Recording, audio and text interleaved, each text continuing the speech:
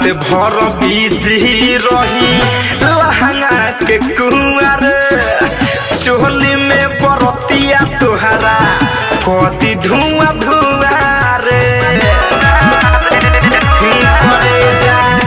रात भर बिजी रही लहंगा के कुंवर चोली में बरतिया तुहरा कति धुआं धुआं रे तोरा धोरी पखाइया बोले बरतिया पी के टोटल सिकरे कि आज मजाली है भरपेट बरतिया पी के टोटल सिकरे कि आज मजाली है भरपेट मजाली है भरपेट मजाली है भरपेट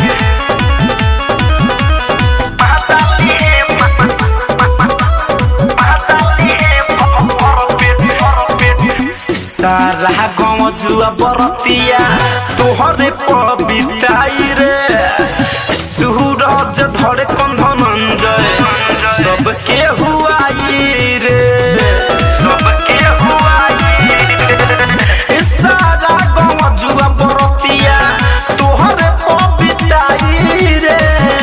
सूरज धरे कंधनंजय सबके हुआई रे मनी शंकर करिया मामला से बरतिया पी के टोटल सिकरे कि आज मजाली है भरपेट बरतिया पी के टोटल सिकरे कि आज मजाली है भरपेट तोहर जवानी बचल सबके नजर में गहर तोहर चलते रे बुचिया पूरा ग्राउंड में भरल सब चक जाई तोहर तले बरतिया पी के टोटल सिकरे कि आज मजाली है भरपेट बरतिया पी के टोटल सिकरे कि आज मजाली है भरपेट।